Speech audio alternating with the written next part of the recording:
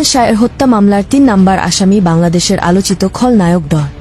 তিনি আজ দুপুরে পালানোর সময় পুলিশের হাতে গ্রেফতার হয়েছে বলে এমন একটি ভিডিও ফুটেজ সামাজিক যোগাযোগ মাধ্যমে বেশ ভাইরাল হয়েছে। সত্যি কি তাহলে এই খল চরিত্রে অভিনয় করা ডন পুলিশের হাতে গ্রেফতার হয়েছে? এই নিয়ে থাকছে বিস্তারিত। বাংলাদেশের রূপালী দিনের অমর নায়ক ছিলেন সালমান শাহ। তিনি মাত্র ৪ বছর অভিনয় করে অফুরন্ত দর্শকের মন জয় করেছেন। তার অভিনয় করা এমন কোনো সিনেমা নেই যে ব্যবসা করতে পারেনি। তার প্রতিটা সিনেমায় হিট নয়, একবারে সুপার ডুপার হিট, যা স্মরণীয় হয়ে থাকবে বাংলা সিনেমার ইতিহাসের পাতায়। এই নায়কের মৃত্যু হয় ১৯৯৬ সালের ৬ সেপ্টেম্বর। যদিও এই নায়কের মৃত্যু ঘিরে নানান রকম বিতর্ক রয়েছে। কেউ বলে এই নায়ক শাবনূরের প্রেমে ডুব দিয়ে শাবনূরকে না পেয়ে আত্মহত্যা করেছে। আবার অনেকেই বলে এই নায়ক আত্মহত্যা করেননি, তাকে পরিকল্পিতভাবে হত্যা করা হয়েছে। নানান জনের নানান প্রশ্ন থাকতে পারে, কিন্তু এই নায়কের প্রায় মৃত্যুর ২৯ বছর পর এবার বেরিয়ে এলো চাঞ্চল্যকর তথ্য।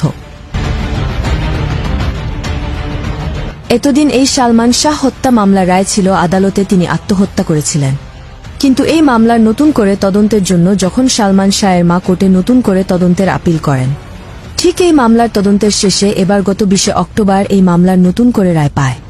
সূত্রের রেশ ধরে জানা যায়, মাননীয় আদালত এই মামলা তদন্ত করে দেখেন যে এই মামলা আত্মহত্যা মামলা নয়, এটি পরিকল্পিত হত্যাকাণ্ড। যা শোনার পর এবার বেশ খুশি দেশের হাজারো সালমান ভক্ত।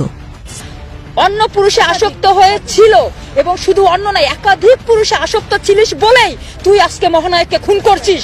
এই সালমান হত্যা মামলার প্রধান আসামি তার সাবেক স্ত্রী সামিরা খান এবং দ্বিতীয় আসামি সালমান খানের শাশুড়ি লতিফার হক লুচি, এবং ৩ নম্বর আসামি হলেন এই মারাত্মক খলনায়ক ডন। সূত্র করছে না এই আইনশৃঙ্খলা বাহিনী, তা নিয়ে ক্ষোভ প্রকাশ করেন সালমানের কিছু ভক্ত অনুরাগীরা। বলতে চাই, এই নায়ককে যদি সত্যি পরিকল্পিতভাবে হত্যা করা হয়, তাহলে সেই সব আসামিদের কেমন শাস্তির দাবি করেন আপনি আদালতের কাছে, তা কিন্তু আমাদেরকে কমেন্ট করে জানিয়ে দিতে ভুলবেন না।